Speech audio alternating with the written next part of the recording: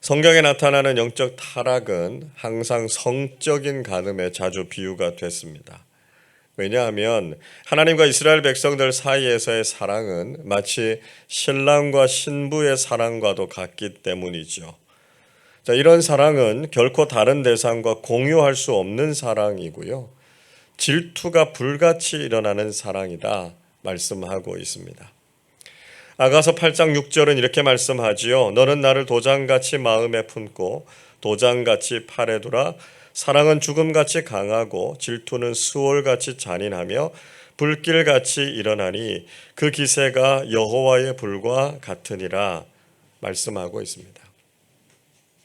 솔로몬은 하나님의 사랑에 대해서 죽음같이 강하고요, 질투가 불같이 일어나는 사랑이다 그렇게 이야기하고 있습니다.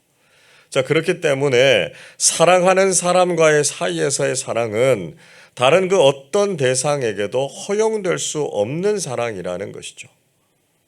부부가 서로를 사랑하는 그 사랑을 가지고 다른 사람도 동일하게 사랑한다라고 하는 것이 말이 되지 않는 것이죠. 이것은 부부의 관계와 신뢰를 깨뜨리는 것이고요, 간음의 죄를 짓는 것이기 때문에 그렇습니다. 또 대부분의 우상 숭배는 음란한 제의의식들과 연결되어 있었습니다. 과거에 구약 주변 세계에서 드려지는 우상 숭배에서는 특별히 여사제들과의 음란한 행위가 제사에 동반되는 경우가 대부분이었습니다. 음란한 성행위를 통해서 자신들이 섬기는 신을 흥분시키면 비가 내려서 그 해에 풍년이 된다 이렇게 믿었기 때문이죠. 그래서 영적인 타락은 거의 대부분 음행과 함께 가는 것이었습니다. 오늘 본문에서도 처녀 이스라엘이 심히 가증한 일을 행했다 이렇게 고발하고 있습니다. 13절을 보십시오. 그러므로 여호와께서 이와 같이 말씀하시니라. 너희는 누가 이러한 일을 들었는지 여러 나라 가운데 물어보라. 처녀 이스라엘이 심히 가증한 일을 행하였도다 말씀하고 있습니다. 자, 이 말씀도 역시 유다의 영적인 타락을 음란한 죄에 연결시키고 있습니다. 하나님께서는 유다의 이런 죄악은 심지어 다른 나라에서도 유례를 찾아보기 어렵다 말씀하셨습니다. 14절의 말씀에 보시면 레바논의 눈이 어찌 들의 바위를 떠나고 먼 곳에서 흘러내리는 찬물이 어찌 마르겠느냐 이렇게 말씀하고 계십니다. 자, 레바논의 눈이라고 하는 것은 팔레스타인 북쪽에 있는 헬몬산에 쌓인 눈을 가리키는 겁니다. 이 눈이 녹아서 들의 바위를 적시고요, 땅에 물을 공급하게 되는 것이죠. 또 이 물이 흘러내려서 계곡을 만들고 그 물이 요단강으로 이어지게 되는 것입니다. 레바논의 눈이라고 하는 것은 곧 마르지 않는 생수의 근원이 되시는 하나님을 상징하는 것이죠. 하나님께서는 언제나 유다 백성들을 떠나지 않으시고 그들에게 은혜를 베풀어 주시는 분이다라고 하는 것을 말씀하고 있습니다. 그러나 하나님의 백성인 유다는 그런 하나님의 은혜를 잊어버렸고요, 다른 신들을 섬기는 죄를 저질렀다고 지적하고 계십니다. 15절을 보십시오. 물은 내 백성은 나를 잊고 허무한 것에게 분향하거니와 이러한 것들은 그들로 그들의 길 곧 그 옛길에서 넘어지게 하며 곁길 곧 닦지 아니한 길로 행하게 하여 말씀하고 있습니다. 유다 백성들이 하나님을 잊어버리고 허무한 우상에게 절하면서 그들을 섬기기도 하고 분향하는 죄를 저질렀다라고 하는 것을 탄식하셨습니다.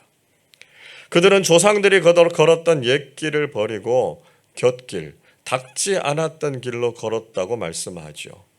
자, 이 옛길이라고 하는 것은 과거의 이스라엘이 여호와의 말씀에 순종하면서 걸었던 선한 길을 의미하고 있습니다. 그들이 하나님께 순종하는 길을 걸었을 때는 그들의 삶에 평안이 있었고 축복이 있었습니다. 그러나 그 길을 벗어나서 잘못된 길을 걸어가는 그들의 악함을 책망하고 계시는 거죠. 그렇게 살았던 삶에 대한 결과가 무엇이었습니까? 16절 보시면 그들의 땅으로 두려움과 웃음거리가 되게 하시겠다 말씀하셨습니다. 가나안 땅은 원래 하나님께서 주신 약속과 축복의 땅이지 않았습니까? 그런데 오히려 그들이 살아가는 땅이 두려움과 비웃음에 사로잡힐 것이라고 말씀하셨습니다. 또 16절에 보시면 그리로 지나가는 사람들이 머리를 흔들 것이다 말씀하셨습니다. 머리를 흔든다라고 하는 것, 놀라움을 표현하는 거죠. 경멸과 조소, 깊은 애통 같은 것을 나타낼 때 머리를 흔든다 그렇게 표현합니다. 이방 민족들도 유다 백성들을 보면서 도무지 그들의 행동을 이해하지 못하는 거죠. 그래서 깜짝 놀라게 되는 것이고요. 결국 그들을 비웃고 조롱하게 될 것이다 말씀하셨습니다. 그리고 17절에서 결국 하나님께서는 그들을 원수 앞에서 흩어버리셔서 재난의 날에 그들을 향해 등을 돌리실 것이라고 말씀하셨습니다. 그들이 멸망당할 때 하나님께서는 더 이상 그들을 긍휼히 여기지 않으시고 그들을 외면하시겠다 말씀하신 것이죠. 여러분, 우리가 하나님을 떠나면 결국 하나님께서도 우리를 등지실 수밖에 없으시다라고 하는 것을 알아야 합니다. 지금까지 하나님께서는 변함없이 우리를 사랑하시고 지켜주셨습니다. 우리가 큰 어려움 없이 여기까지 올 수 있었던 것은 보이지 않는 하나님의 보호하심과 일하심이 있었기 때문이라는 거죠. 그러나 우리가 그런 하나님을 잊어버리고 세상의 헛된 것들을 섬기면서 살아간다면 하나님께서도 더 이상 우리의 죄를 간과하실 수 없으시다는 것입니다.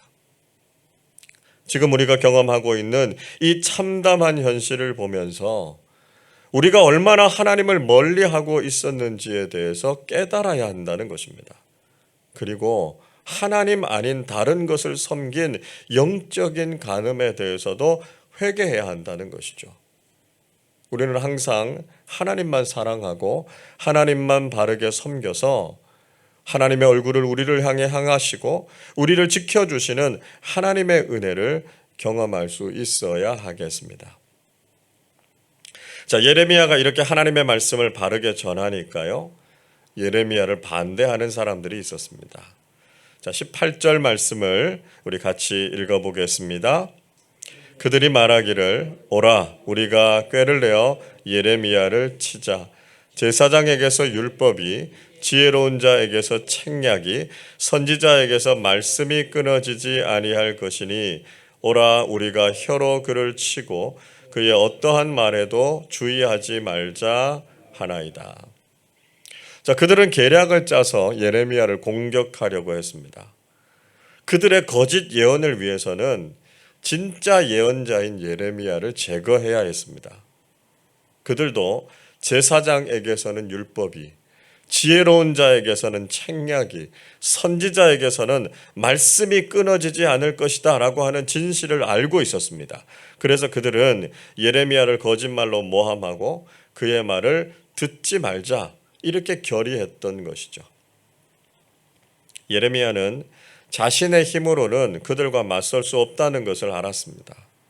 그래서 그는 하나님께 호소하면서 기도하죠. 19절 보시죠. 여호와여 나를 돌아보사 나와 더불어 다투는 그들의 목소리를 들어보옵소서.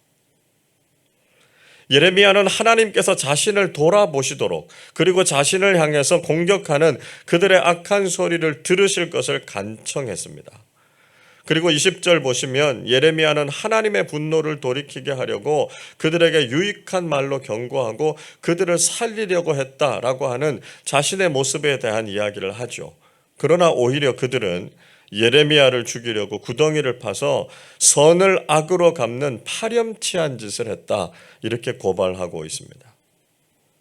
이렇게 악한 일을 하는 사람들에게 하나님의 심판을 내리시도록 강구한 것이죠. 21절을 보시면 그들의 자녀들은 기근과 굶주림에 내어주시고 그들은 대적들의 칼에 내어주셔서 멸망하게 할 것을 말씀드렸습니다. 그리고 그들의 아내들은 자녀를 잃거나 남편을 잃고 과부가 되고요. 그 장정들과 청년들은 전쟁에서 죽게 될 것이다 예언했습니다. 22절에서는 하나님께서 대적하는 나라를 일으키셔서 갑자기 그들에게 닥치게 하실 것이고 그들의 집에서는 부르짖음과 울부짖음이 들릴 것이라고 말했습니다. 왜냐하면 그들이 예레미야를 죽이려고 구덩이를 팠고요. 그를 잡으려고 올무를 놓는 악한 일을 했기 때문이었습니다. 예레미야는 하나님께서 그 모든 계략을 다 아시기 때문에 그들을 절대로 용서하지 않으시기를 간구했습니다. 23절을 보십시오.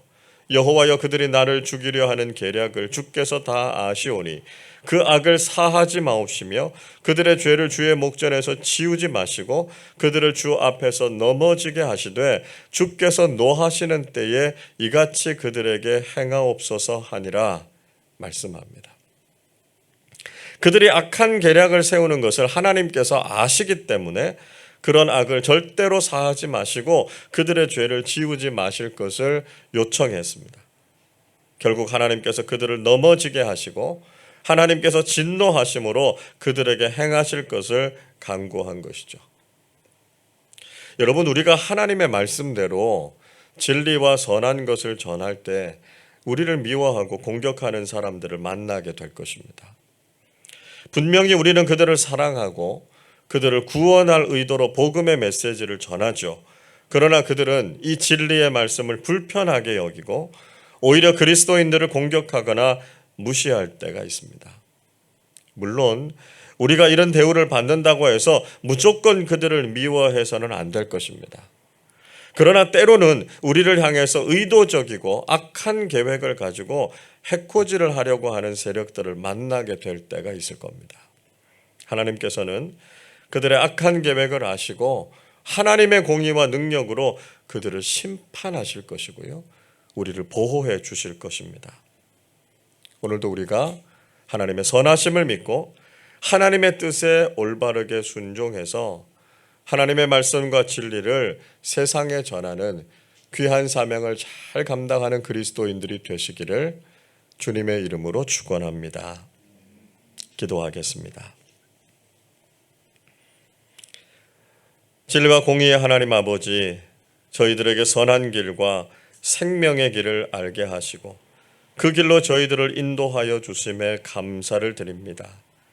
하나님 이외에 다른 그 어떤 대상도 사랑하지 않게 하시고 오직 하나님만 사랑하는 믿음의 삶을 살게 해 주옵소서. 진리와 생명이 되시는 하나님의 말씀을 전할 때 우리를 의도적으로 반대하고 공격하는 세력들을 만나게 됩니다. 우리의 마음이 낙심하거나 흔들리지 않게 하시고 하나님께서 공의로 심판하여 주옵소서. 오늘 새벽에도 하나님의 긍휼하심과 자비하심을 간구합니다. 우리 교우들 중에 삶의 큰 어려움과 인생의 고난으로 부르짖어 기도할 때 그 기도에 속히 응답해 주옵소서. 특별히 우리 주변에 많은 위험과 영적인 유혹이 도사리고 있는데 저희들에게 담대한 믿음과 영적인 분별력을 허락하여 주셔서 악한 것들을 물리치고 날마다 승리하는 삶 살게 하여 주옵소서. 오늘 이 새벽에도 마음의 귀한 소원을 가지고 기도할 때 우리의 소원이 주님의 뜻과 일치하게 하여 주셔서 우리의 기도에 들으시고 응답하시는 하나님의 놀라운 은혜를 경험하게 하여 주옵소서. 감사드리며 우리 주님 예수 그리스도의 이름으로 기도하옵나이다. 아멘.